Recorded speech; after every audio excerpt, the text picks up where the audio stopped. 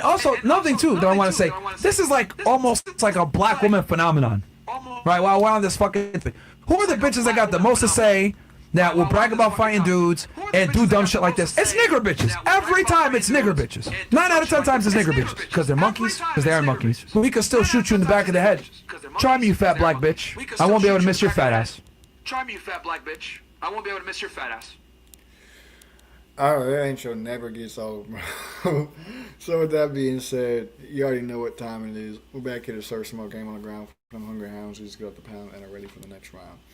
So with that being said, make sure y'all grab your snacks, your drinks, your weed, whatever the fuck the case may be. I almost forgot that this platform is unfiltered. So yeah, with that being said, let's get into this shit, man. Y'all can see the title of this episode, this live, whatever the hell you want to call it. Andrew Tate, Rob DeWallersville, however the fuck you say his last name, and then Jamahal Hill crying after he fucking lost to your boy Yuri Prohaska. So this shit is gonna be interesting as hell, bro. I just got off a fucking TikTok live talking to your boy Peyton Talbot. That boy's a goofball. Even Connor's AI don't fucking like him. So with that being said, we're gonna jump into this shit, man. Let's go ahead and come on back over this way. Boom. What the fuck? What the fuck? Oh, showing the wrong fucking... No wonder. Hold on, give me a second, y'all. As soon as this shit loads. There we go. Oh, shit.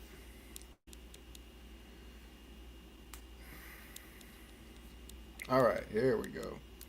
Alright, so we're going to check out a part of an emergency meeting that your boy Tate did.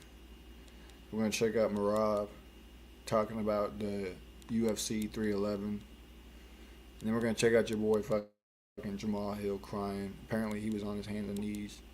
So, it's going to be interesting. Let's get this shit pulled up. Let's get this shit pulled out right here. Boom. Boom. Alright. Let's jump into this shit, man. We're going to talk about something which you all... 3, 2, 1. Let's fucking get it. All already know. But of course, the way I say it makes you understand it deeper than you previously did. That's perhaps my talent. I say things that everybody previously understood, but I say them in a way which hammers it home and gives you a new perspective.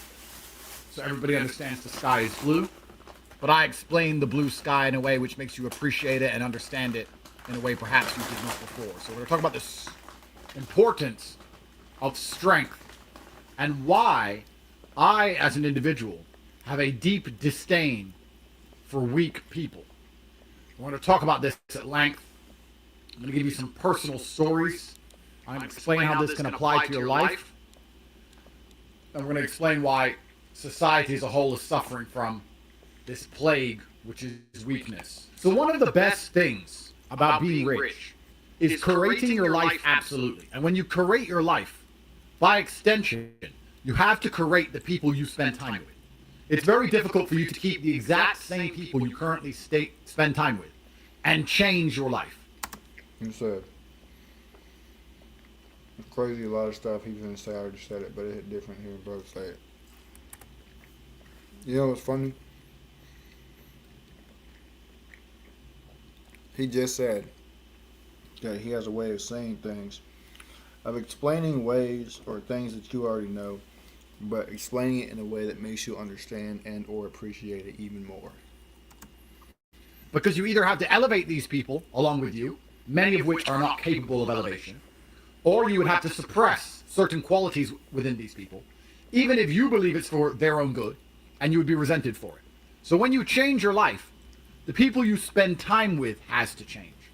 But I will argue that when you become monumentally wealthy, and every single person who is tuning in right now, who is taking time out of their day to watch this emergency meeting, I believe has the potential to be extremely important and extremely wealthy. I believe in you because you're watching me, which means your mind is susceptible to my lessons. And I explain to you very openly and honestly how to win in the world. because I am a winner. A whole lot of people may not like me, but nobody can say I've lost. I have won, and these people know I have won, which is actually one of the primary reasons they pretend to dislike me. I'm going to talk about this and some energy absorption points later on. But initially, I want to explain, because people often ask me, Andrew, you grew up poor, and now you're very rich. What's it like? And I can talk about how great it is to fly private, or how great it is to have supercars, and how great it is to not have to worry about money, and to view the world as free, to have a card that always works and everything is free all the time, to not look at the prices of things ever, to order whatever you want, any car, any item of clothing, any meal, and to not even look or know the price. But what truthfully is the best thing about being rich is you no longer have to interact with anybody you don't want to interact with, which means you can avoid a huge percentage of the population which are not capable of improving themselves or understanding you as a person. And we're going to talk about this when I talk about energy absorption, because a lot of the poor people deserve to be poor, unfortunately. But most importantly, if you don't need other people... He said a couple of different things he just said. You can avoid interaction with people that you don't really want to interact with.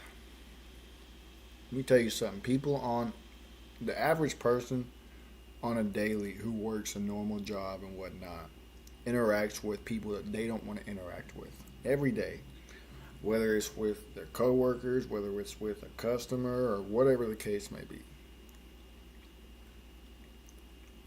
That is 100% fucking facts. Then he said a large percentage of people who are poor deserve to be poor. Now that may sound like what the fuck, but at the end of the day, when you look at it from a certain perspective, it's true. Because these people, the percentage he's talking about is lazy. They don't have no work ethic. They don't give a damn. They have no urgency to get out of the hole that they're in, to get out of the mud that they're in. They're just rather live comfortably. Like, that's 100% facts, bro. And unfortunately, it's a lot of y'all out there.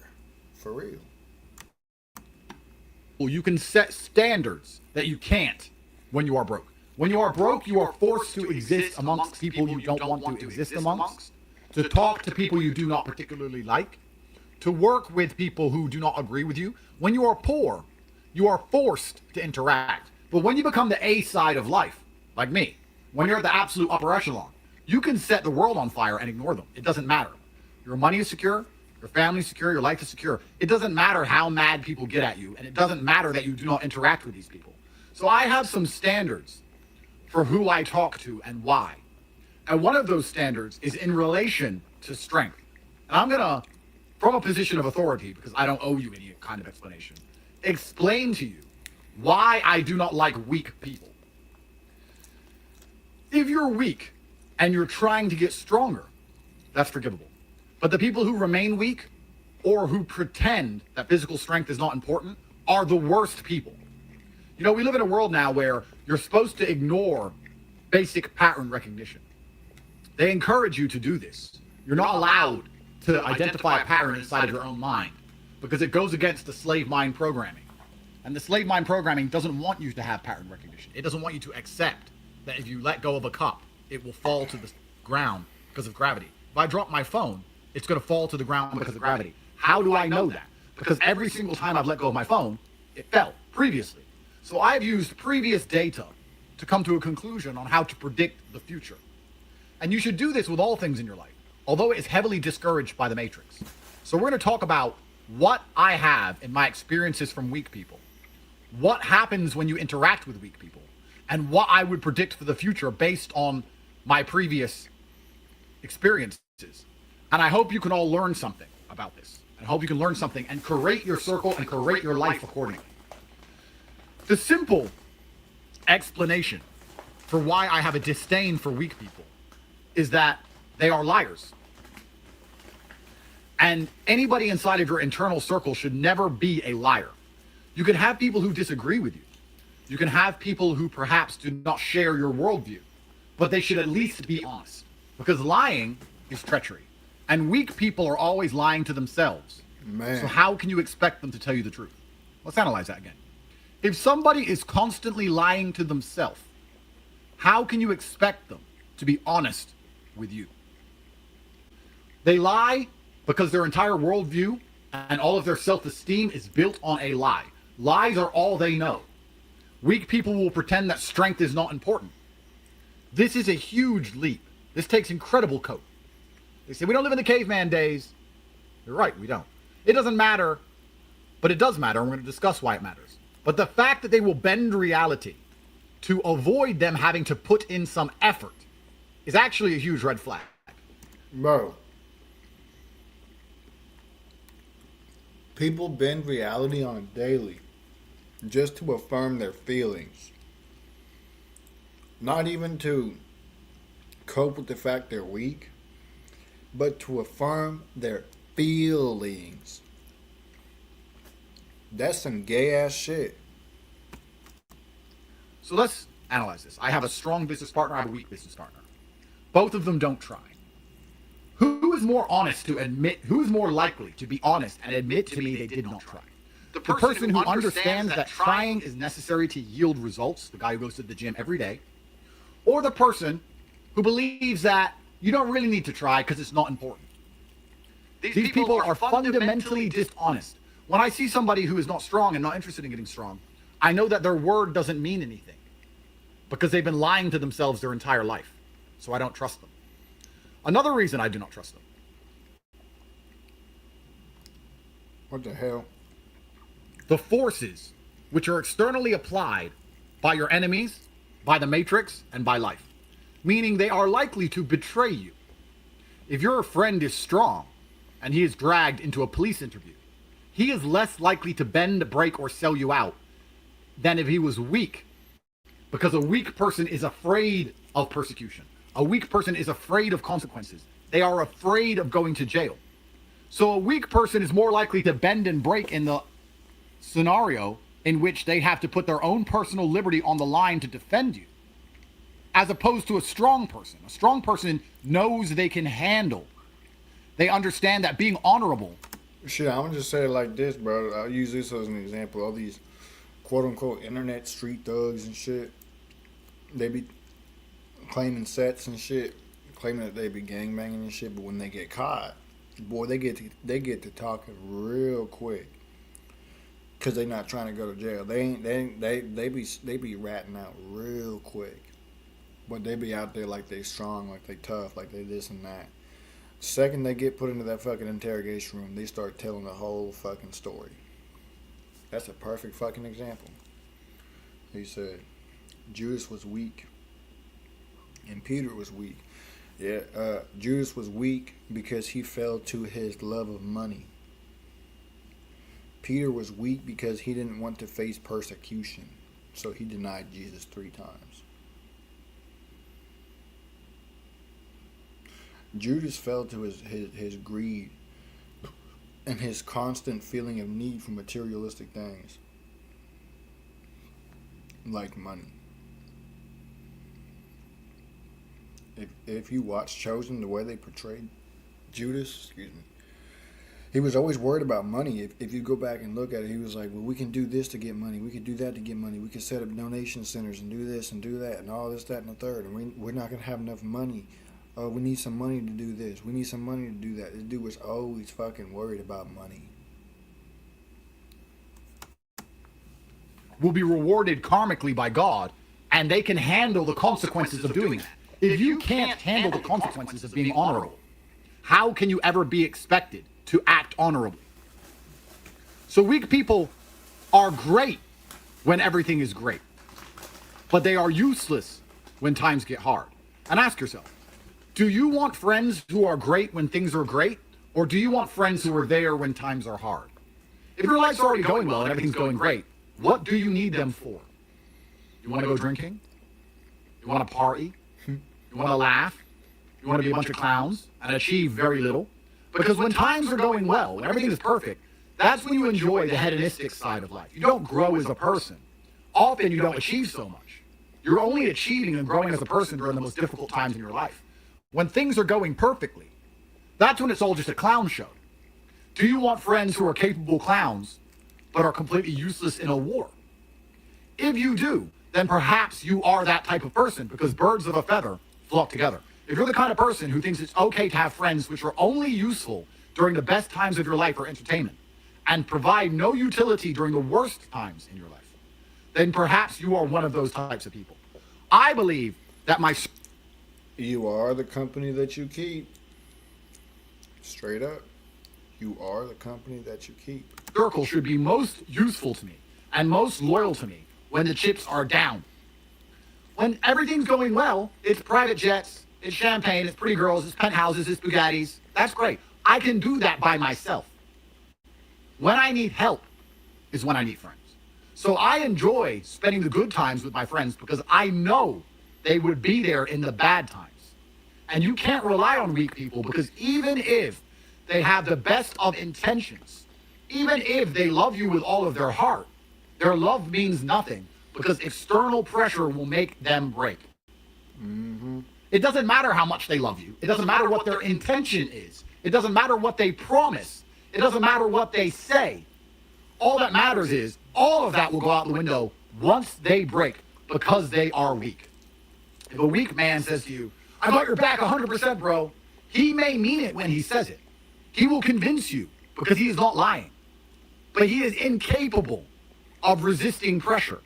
So all of those words go out the window once he breaks. So when a weak person says something to you, you can ignore it. It's worth nothing. Every word that comes out of a weak person's mouth is a lie, because they spent their entire life lying to themselves, and by extension, they're going to lie to you. Another reason I don't like weak people is they're broadcasting to the world that they lack discipline, because the great thing about strength is that it's actually very easy to achieve. You don't need any fancy program.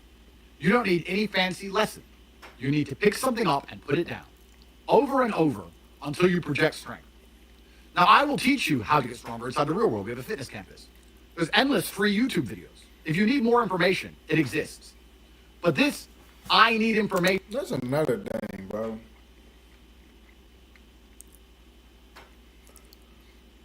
It is not hard to literally look up a video on YouTube. How to get stronger without a gym. Because there's some people out there, bro, that can't afford a gym, whatever. Because they're broke. Cool. If you're trying to fix it, if you're actively working on fixing the fact that you're broke, cool. You can look up videos on YouTube, how to get strong, how to build muscle without a gym. And they're going to show you all these different ways you can do calisthenics, fucking push-ups, fucking sit-ups, fucking squats, all this shit. And that's literally free fucking knowledge right there. But the issue is a lot of y'all don't want to fucking do it. And give me a minute. I have to go clean my hands real quick. This chicken is greasy as fuck. I'll be right back, y'all.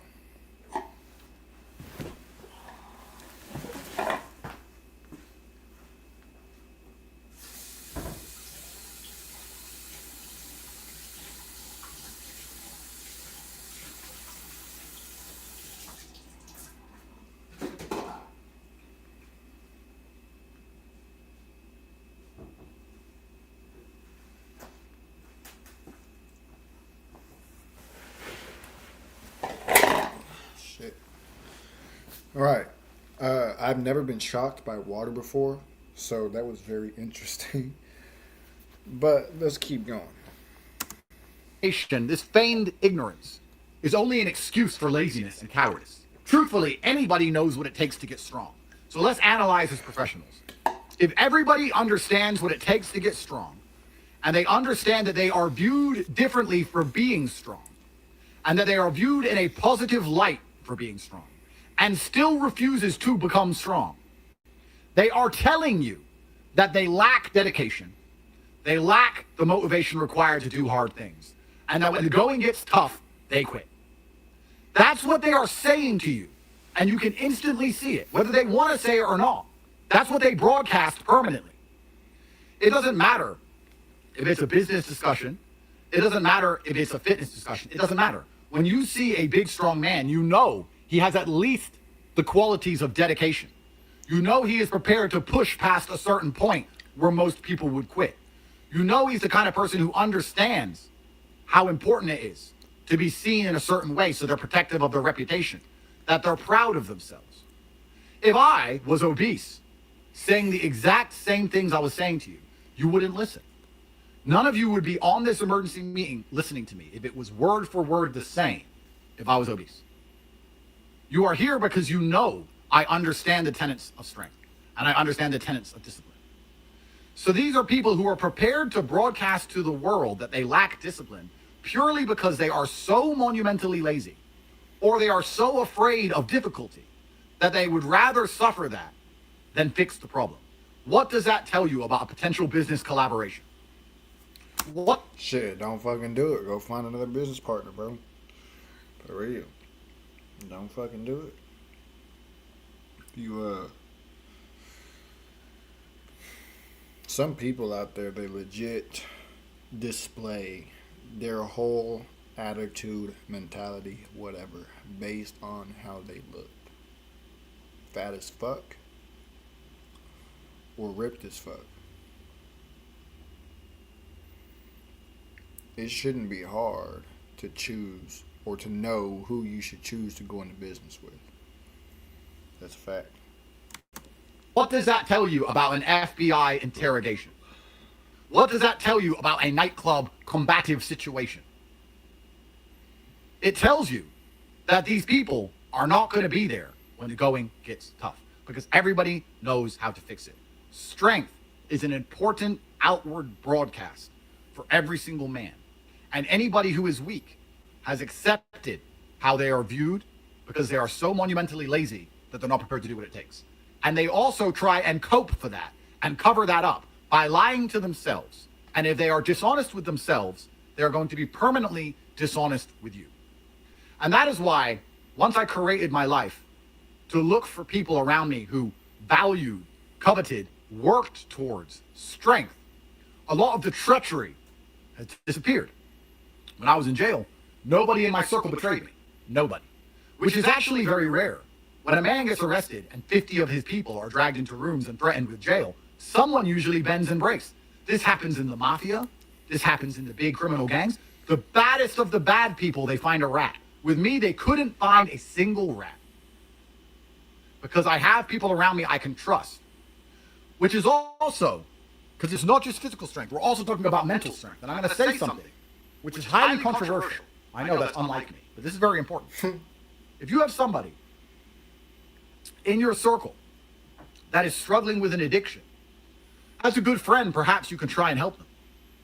But if they continue to struggle with this addiction, if their mind is so weak that they are controlled by this substance, whatever it is, will they sell you out for this substance sooner or later? Why are you trying to help this person and have this monumental liability near you? I say depression isn't real because I believe that.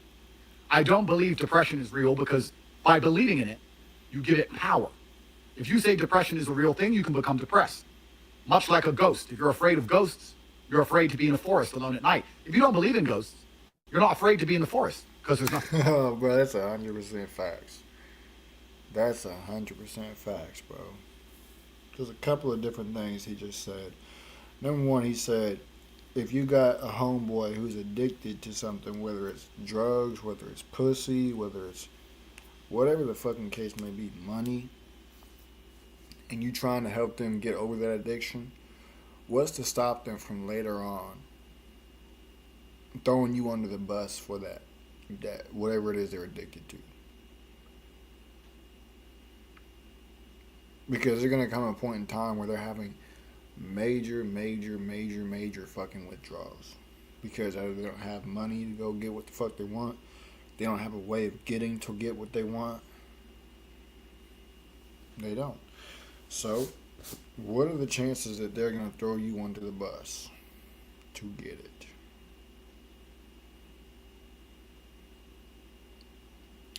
Number two, he said, depression ain't real because he believes that it's not real. But, and he says, if you believe it's real, you give it power. Then he went on to say, if you believe in ghosts, you're going to be scared to be in a forest by yourself. Whereas if you don't believe in ghosts, you won't, because you're not going to give a fuck. You give power to what you believe.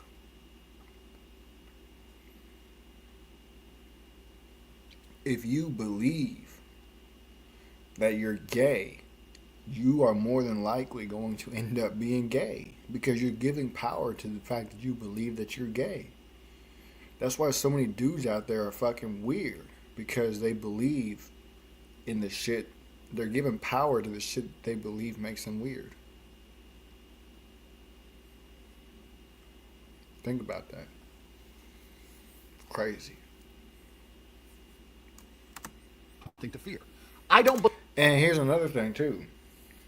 Most of the things that people that has people all fucked up in society are from behind spiritual forces, spiritual beings, demonic energies, whatever the case may be. And so when they're believing in that, when they're affirming in that shit, they're believing in those demonic forces. So if you're believing in depression, you're giving power to depression. You're giving power to that oppressive spirit, that spirit that makes you depressed. If you're believing and giving power to homosexuality, you are believing and giving power to the spirit of homosexuality, to the spirit of alcoholism, to the spirit of addiction, to the spirit of anger, to the spirit of bitterness, of spite, of all these different fucking negative things. You're believing and giving power to those spirits. Even anxiety. Even anxiety.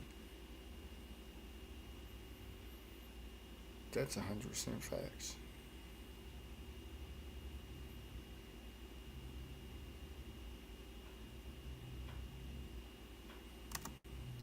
Believe in depression. And I've had a more difficult life than all of the people I've ever met who told me they were depressed. Which is once again confirmed to me that depression is not real. And you cannot change my mind, because I will not adhere to a mindset which weakens me. So I don't want to listen to people who are sad about how the world works. So depressed people can't convince me that it's real. These are weak people. If I had somebody near me who was depressed, could I trust them? Hell no. Could I trust them if things got hard? Could I trust them? And here's why you can't trust them. Because they're depressed. So if somebody's depressed, what happens most of the time? They just lay there in bed, smoking away, drinking away, popping pills away, whatever the case may be, trying to numb the pain that they feel. They're lazy. You can't trust them to do anything. And the only time that they would do anything for you is if you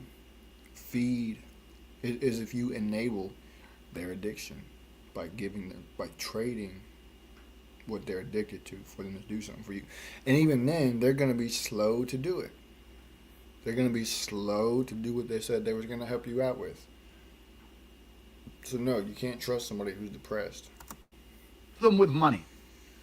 If somebody is so depressed that they refuse to get up and do the right things for their own life, do you think they're going to do the right things for me and my life and our mission? Can you trust somebody who cannot control their own mind? There are people out there which are so mentally weak, they will think of a thought, and that thought will destroy them. They will have a thought that they create in their own mind, themselves. It's in their head. And instead of turning it off or fixing it, they will allow it to fester to the point where their body and their life degrades, and they will be defeated by their own thought. It's crazy how one fucking thought can do that.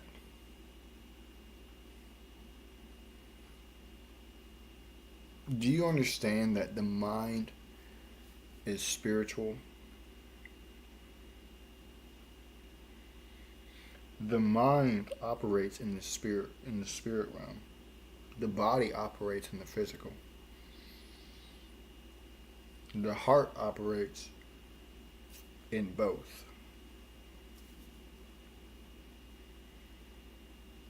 Mostly physical. But the mind operates in the spiritual. Why do you think you hear thoughts?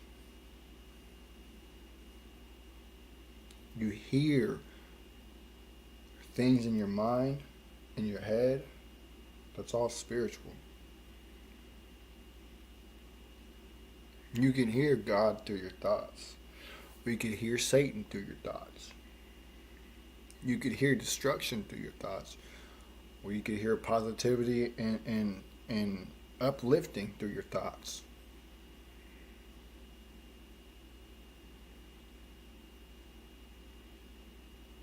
You think about it.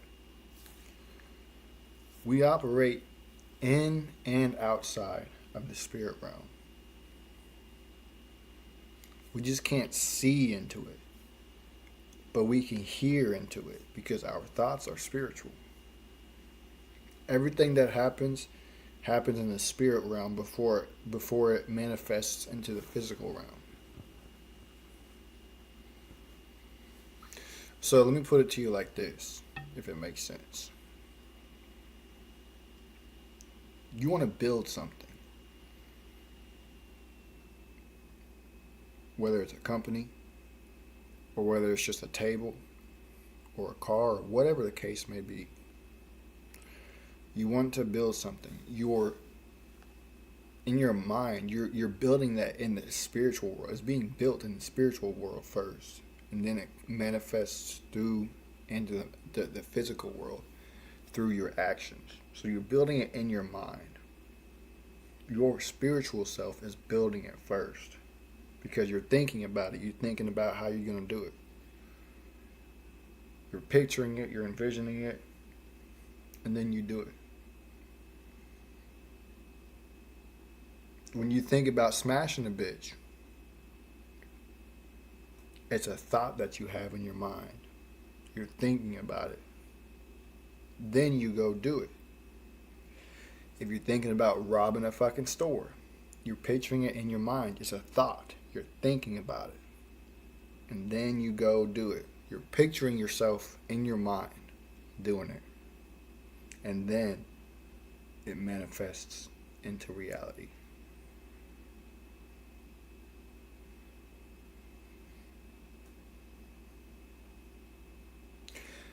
This is what people mean by manifesting.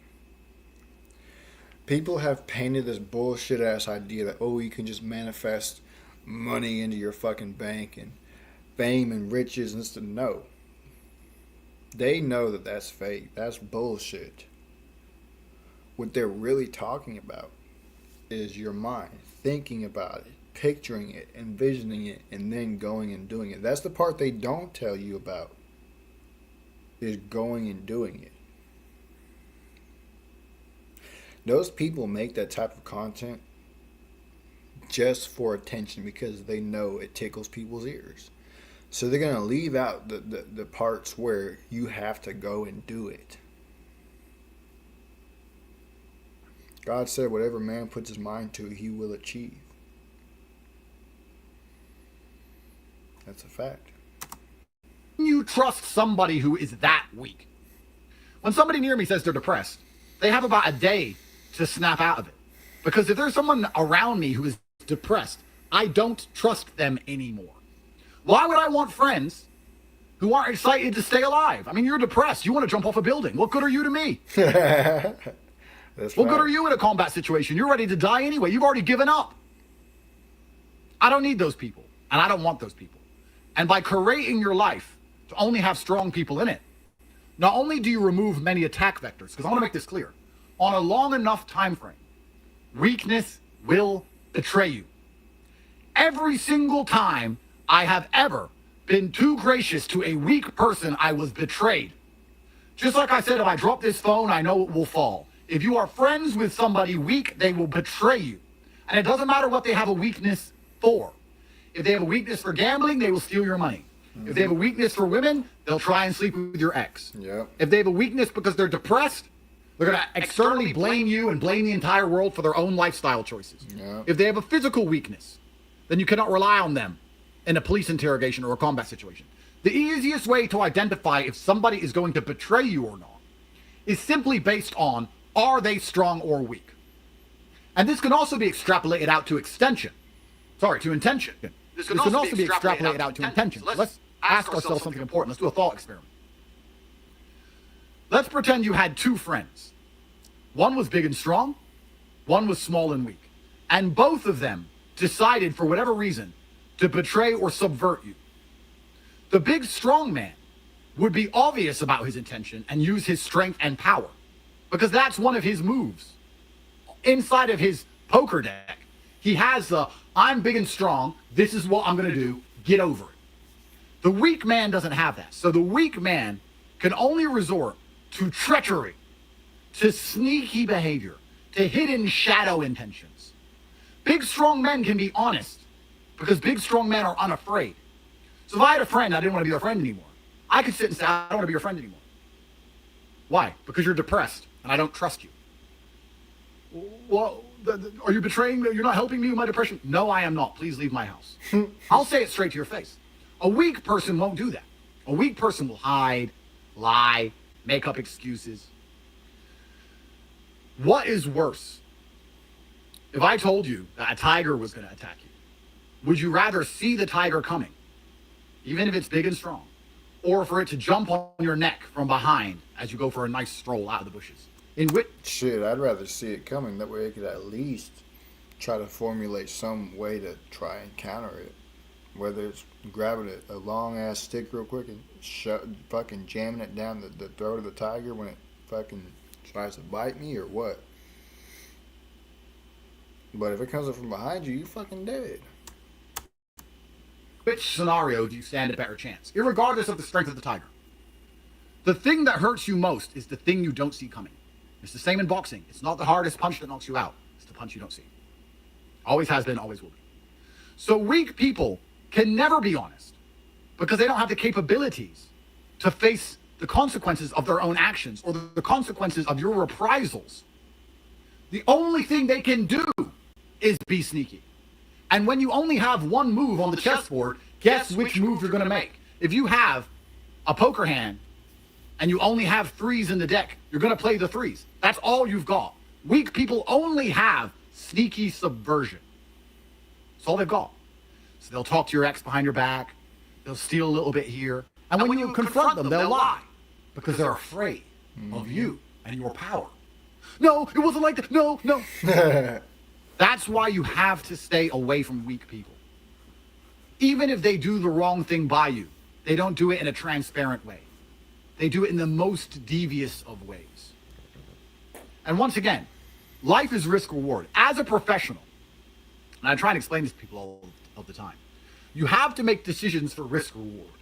If there is a 10% reward for said action and a 5% risk, then it's worth it. If there is a 4% reward and a 5% risk, it is not worth it.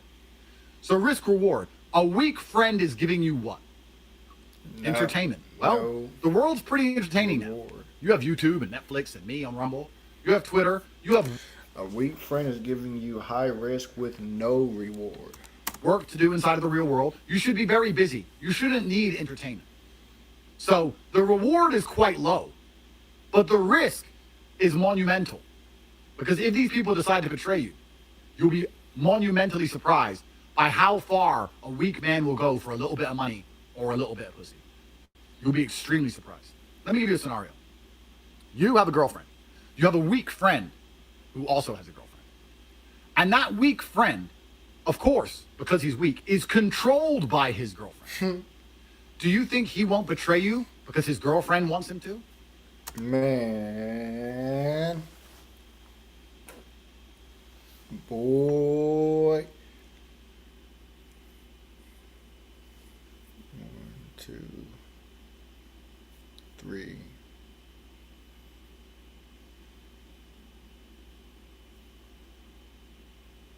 I've known, because I can remember,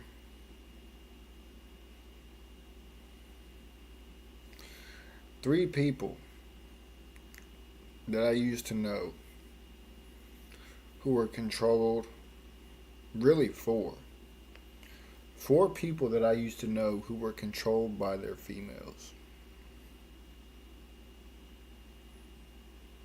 Back when I was a degenerate and I wasn't doing shit, I was smoking all the time. I knew this one dude. He lived across from me where I was at the time. And I'd hit him up sometimes, be like, hey, yo, you trying to go smoke? 5 minutes later, he texts me back, oh, no, man, my girl don't want me going out nowhere right now. Come on, bro. It is what it is. But that's how it was. That's how some people are. What if his girlfriend is pressuring? And where he's at today, I don't know. Where any of them are at today, I don't know. I haven't kept up with them in ages, and I really couldn't really care less to, so. Him to find out what you're doing behind your girlfriend's back. And she says, I will leave you if you don't tell me what he's up to. Can this weak person handle heartbreak? You see it all the time on the internet. You see men, full-grown men, crying their eyes out over a... Dude, you can't make it up, bro. You can't make it up. I see this shit in real life, bro. Real fucking life. Crying their eyes out over a woman. Bawling like children. You think he's prepared to lose the woman that stops him from slitting his own wrists because he's a weakling to protect you? Let's imagine you're in business with this guy and his girlfriend and him start arguing. And she's his world. Because she's his world. You know those wife cucks. My world, my best friend. Happy wife, happy life looking ass. She's everything to him. And you need a very important thing done for the company. You need a report by Friday afternoon. And his girlfriend is bored. I'm bored. All you do is work. Take me out somewhere. I'm tired of this. All you do is work. Do you think he's going to choose work and your company or choose her? He gonna choose her because he ain't trying to have her leave. She isn't paying your bills. And if the company fails, she will leave him. But he will still pick her over your joint venture because he is weak, making him a bad business partner. When I see... You know what's crazy? When you look at it like that, it's like looking at it like this, right? Sin. You know sin is bad. You know it's not going to do nothing good for you. But you still go and do it because it feels good. But you know what the end result's going to be. That's what that sounds like to me. That's what that reminds me of. See a man who's scared of his wife, or is discussing problems he has with his wife, or is complaining about issues from a girl, I start to become very worried about how much I can trust that man. Like, I'm not saying don't be in love. I'm in love right now. But if she f***s with me, bye. I'm a full-grown man. I'm not afraid of missing a girl. I don't want to get set on fire. I don't want to get shot in the head. You think I'm afraid of missing a girl? I'm going to sit there with a thought in my head, a missing thought, and it's going to beat me.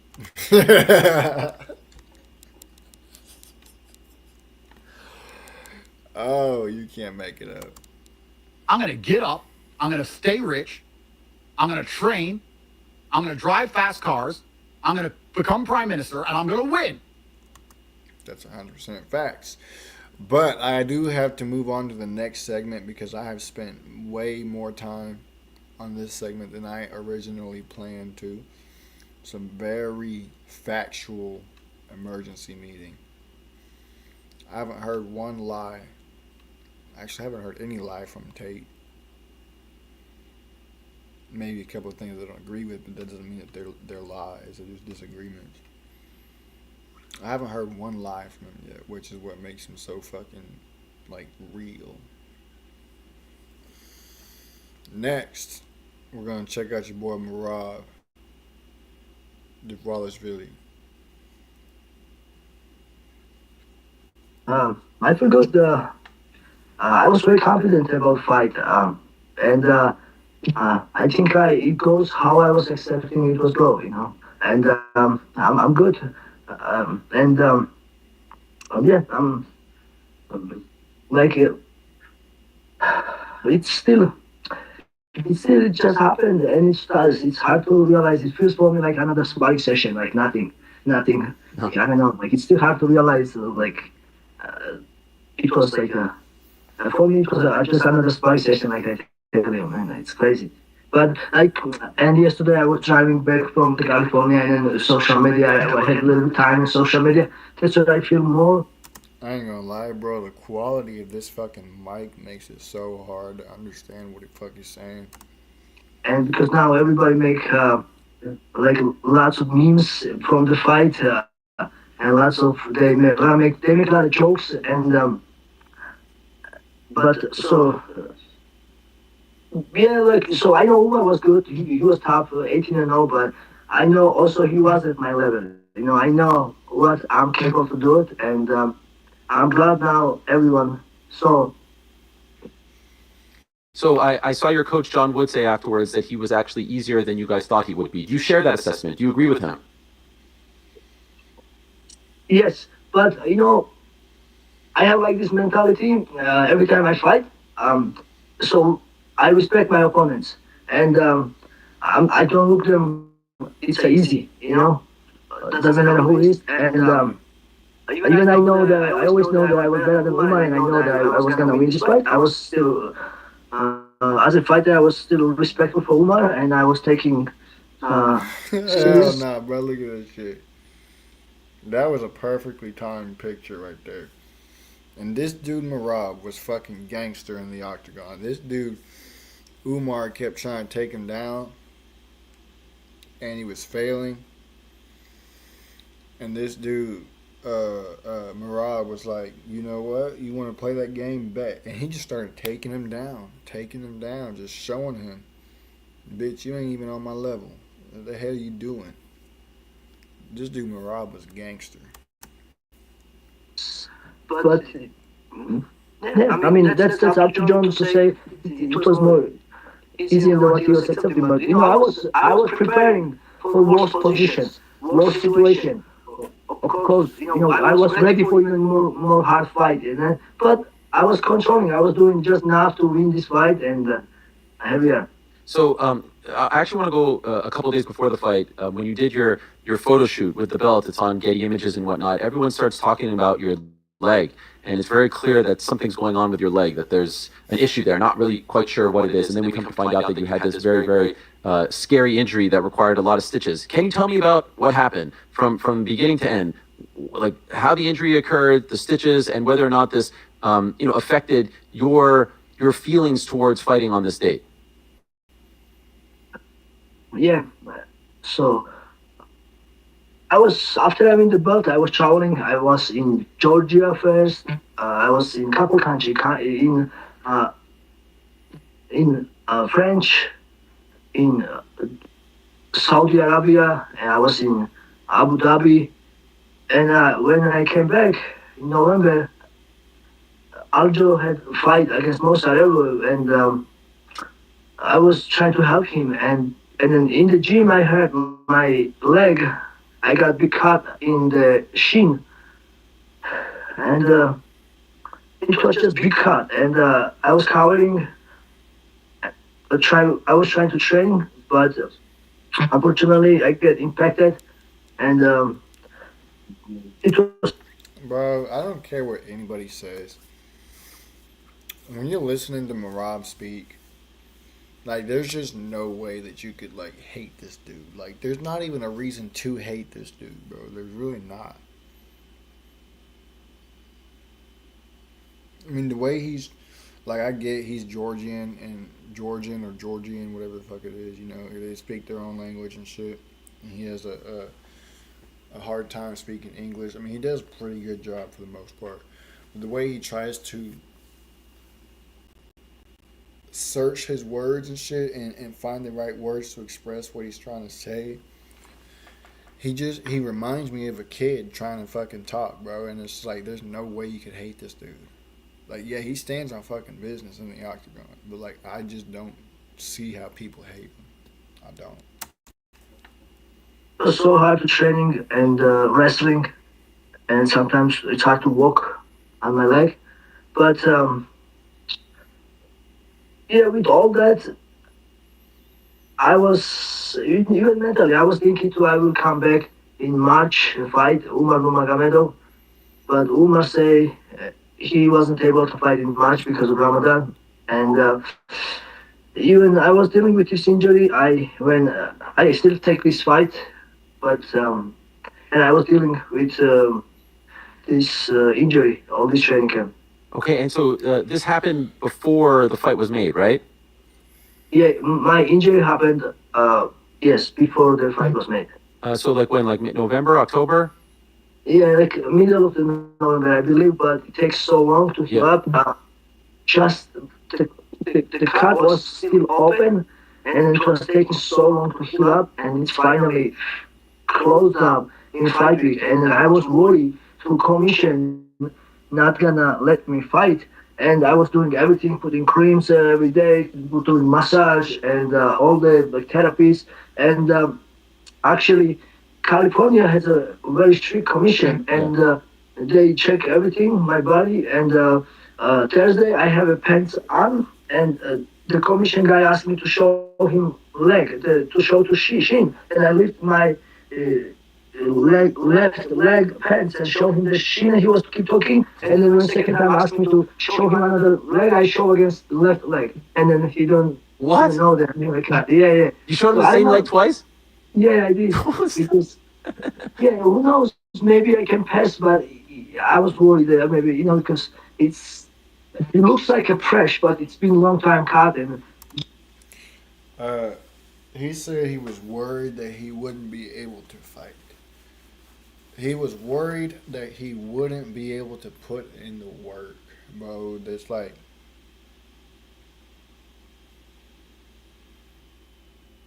who else out there is worried that they can't put in the work? That's how you know Merab is gangster. This dude was scared that he wouldn't be able to fight. Crazy. just Wow. yeah. That's a brilliant move on your part. Well done. So you said it closed up on fight week. Wait, hold on. I just realized. Did he say he showed this dude the same leg twice?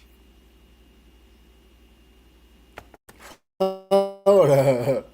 I gotta go back a little bit. You showed him the same leg twice? Sheena, he was talking. Leg to show to Shin, and I lift my. Hey, yo, homeboy. I don't know who the fuck you are, but you watching my shit, so obviously you're in here. With that being said, get your goofy ass up on here and go somewhere else, motherfucker. Yeah, nah, go somewhere else, fool. Left leg pants and show him the shin, and he was keep talking, and then when second time asked me to show him another leg, I show against the left leg, and then he don't know that. Like that. Yeah. You showed him the same leg twice? Yeah, I did. Because, Hell yeah, who no. knows? Maybe I can pass, but I was worried that maybe because it looks like a fresh, but it's been a long time cut, and just Wow. yeah. That's a brilliant move on your part. Well done. So you said it closed up on fight week. So even like throughout the entire camp leading up, a week before or so, it's still fresh. How are you training with it? No, I was covering. If you go back to my pictures, every time I have something wrapped up in at my leg, and I was training. And then I tell you, like if somebody accidentally touched me, every time it was big pain, and then it's always. Of course, when you have something little injury and painful area, every time always everybody touch you there. Like it's how it works. Yeah. Especially in wrestling and jiu-jitsu. How many stitches? 27. And could I ask, Because Damn. I had two cuts, like one on top, it was small, but the bottom was deep. what did you do to actually cut your leg open like that? I was in the gym at the stairs. I was working out, and I hit the stairs. I was like doing cardio training in the stairs, and Oh, I hit the stairs like my shin. Wow. That is awful. How did it feel in the fight and now after the fight? Now that it's like just completely exposed. In the fight, nothing. After the fight, little. If I touch a little pain because I guess maybe I kick with this, but no problem. In the fight, nothing. Okay, and how does it feel now? Good. Okay. Now good. What about your back? You injured your back as well. So yeah, what happened was when I take this fight, He said drop the link so you can go off. Alright, bet. Let me see here.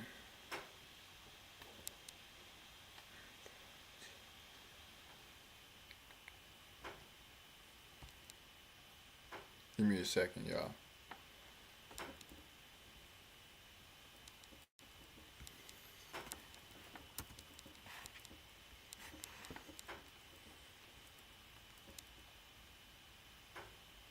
Alright, bet.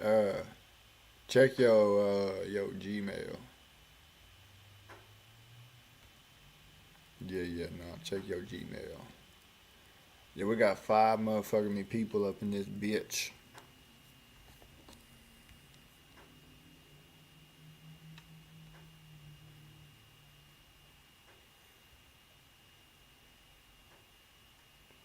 Check your Gmail, son. The link should be in there. Let me see.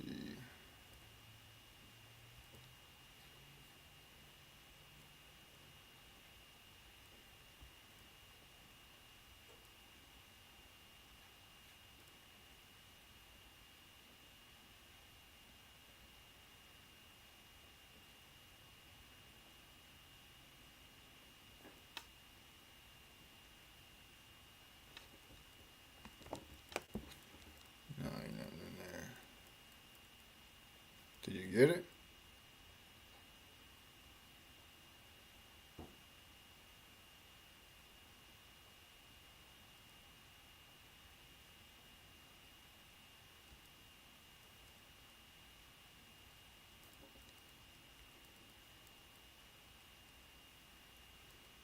Let me know if you got it or not. I'll have to send it again if you ain't.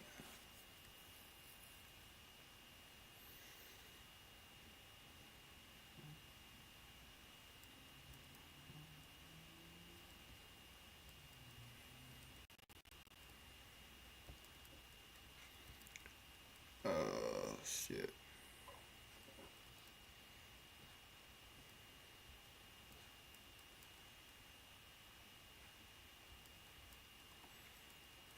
Oh, wait. There it is right there. Alright. Hello, can Yo. you hear me? Can you hear me? Yeah. You Yeah. technologically retarded. Mute yourself and shit. Hey, I just want to say for a couple of nigga bitches out there in the chat, because one thing about it, this ain't TikTok, nigga. This is YouTube, so I can tell you stupid ass faggot bozo nigger bitches what's going on. You can't come on an account from an anonymous profile with the best definition of not even one follower and tell a nigga no one's watching them while your stupid, dumb, nobody ass is watching, bitch. So listen, nigga bitch, when you get the text and shit in the paragraph, make sure you actually read what you type before you send it, faggot.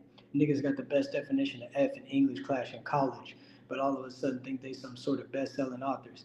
Suck a dick, eat a dick, and fuck your mama, nigga. Stupid bitch. And get the fuck out of here and keep on watching. And hit the like button while you're out to get your thumb out of your shitty ass bitch and make something out of yourself. Also, Merab, he checked Tate and Tablet this video if you look it up. You lying. He did not check him, boy. Shit. Let me see here. There we go. Alright, let's get back into this shit. You stay up here if you want to, or don't matter. as soon as I signed the contract, they sent me UFC countdowns to film everything, to documentary everything. They always do this, like beginning of Oh, yeah, they're pissed. the camp. They do interviews and then they leave you long time. And so I was training.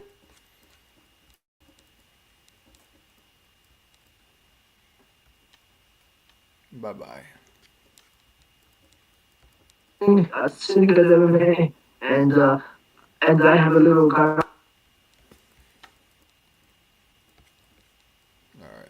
Alright. Let me go see, because I'm running out of time here. So Merab stands on business. Let's just straight up. They stand on business. They left quick as fuck. Hell yeah, they did. Merab be standing on business. So let's see. Merab speaks on Merab speaks on Peyton Tablet. Merab confronts Peyton Tablet and forces him to apologize. What the fuck? Hold on, is this a short?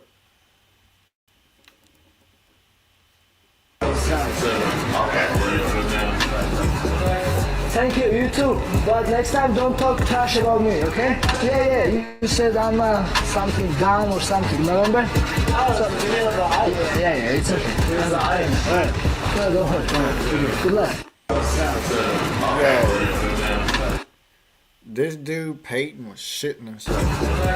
Thank you, you too. But next time don't talk trash about me, okay? Yeah, you said I'm something dumb or something, remember?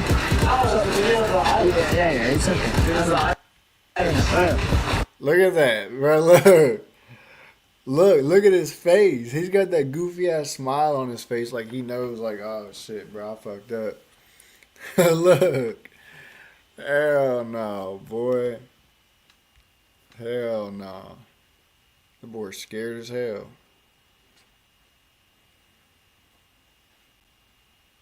Let's see this shit.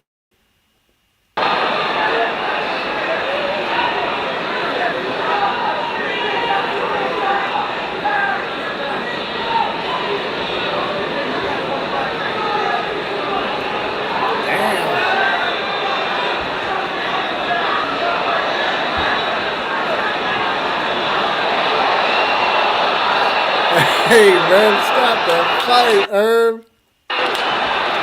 Stop the fight, Herb. That boy is getting fucking beat, and he's just standing there watching him, boy. Stop the fight, Herb. He can't do nothing. Hell no.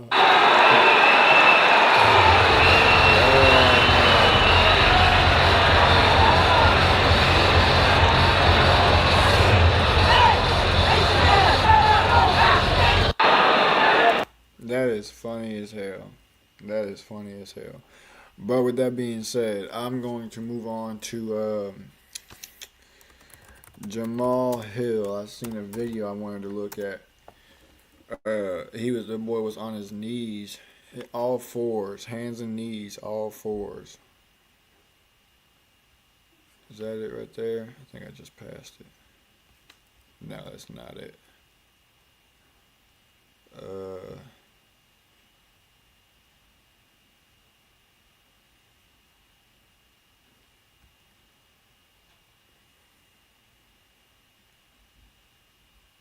Where's it at?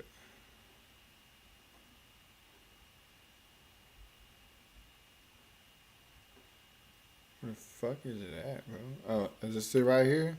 Yes, let's go. Here it is, right here. Jamahal Hill has reacted to his fight against Yuri Prochazka. Hill took a very tough loss in this fight, getting knocked out by Yuri in the third round. After getting dropped a couple times, it was competitive in moments, but Yuri showed up and rose to the occasion, as ESPN has posted This dude on his hands and knees. a backstage video of Jamahal Hill's instant reaction.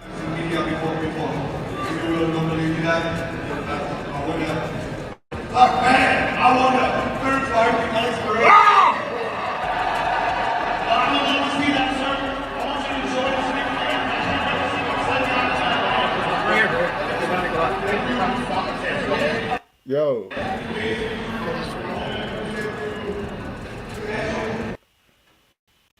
Bro, what the fuck?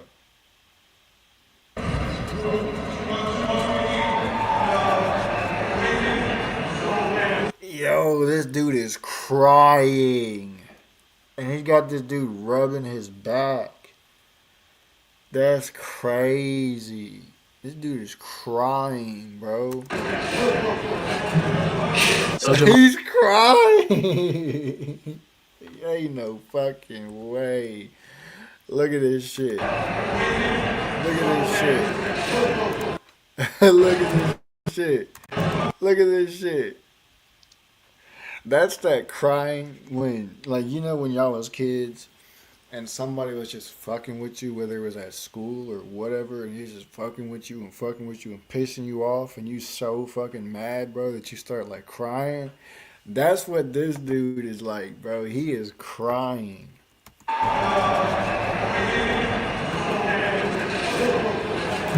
Look at the face, bro. You can tell that's that type of tears too.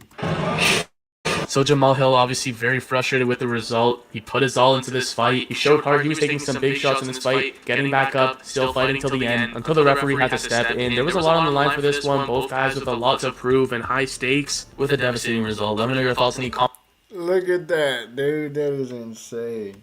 down below on Jamahal Hill's instant reaction to his fight against Yuri. And I'll be sure to keep you guys in the loop for all future fights. That boy ain't made no YouTube video in a hot ass minute since he took that L. I mean, it's only been a couple of days, but still. And that boy was talking about he was going to win. He was going to get the rematch with Alex Pereira, and he was going to beat him. And psych, bitch, you just dropped down in the ranks. I got to see if Alex Pereira made a fucking video.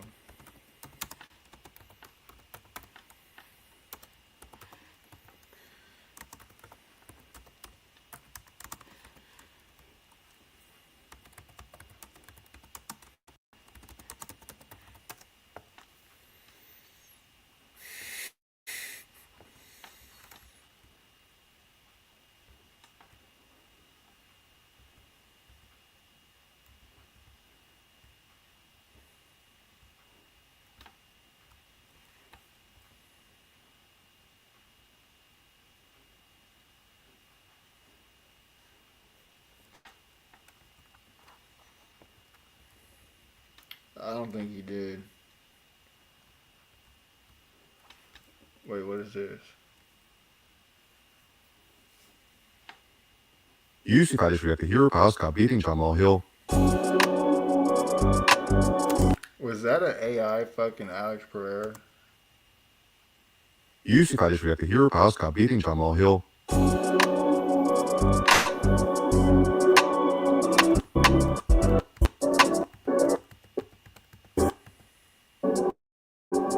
Okay, so that shit was just clickbait. Go back, bro. Yeah, that shit was just clickbait. So I don't think Alex made a video on it.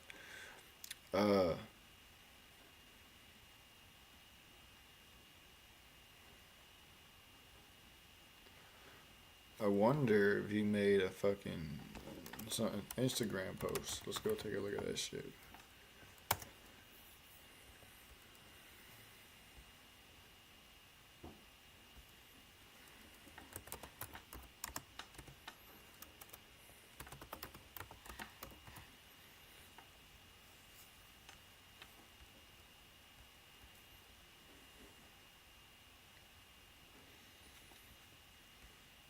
What's this?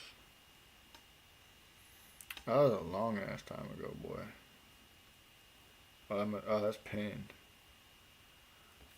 Nah, he hasn't uploaded anything since the fucking shit that he did with Hasbulla. So, yeah, he hasn't said anything about it. At least not like in video form. But with that being said, man, I appreciate y'all for tapping in. This has been a very interesting video. Your boy Jamahal Hill was fucking crying, bro. Like legit had tears coming out of his eye. His one open eye. That is tough. But no, man. With that being said, I appreciate y'all for tapping in, man. Make sure y'all share with your friends, your families, your mummies, your aunties, your grannies, and everybody else that y'all know. And I'm gonna get this outro up and we are gonna bounce. Said wait. One video and sending. Let me see this shit. Oh, come on, bro.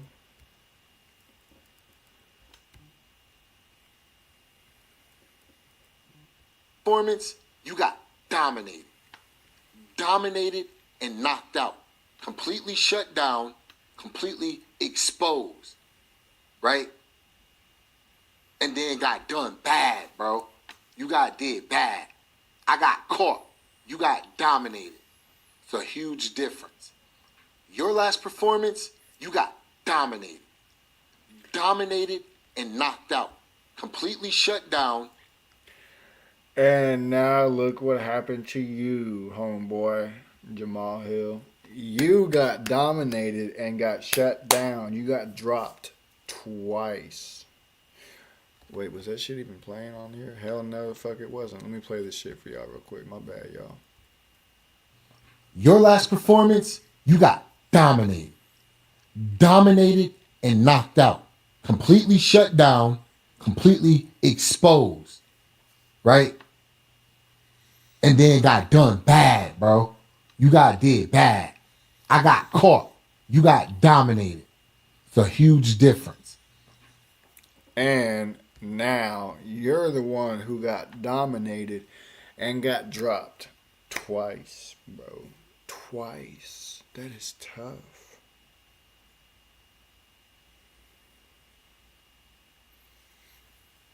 The boy looked like KSI when he lost to fucking Tommy Fury, crying about how much he hate losing. Maybe it's time to hang it up, Jamal. Maybe it's just time to hang it up. You might just not be cut out for it no more. Who knows? We'll see.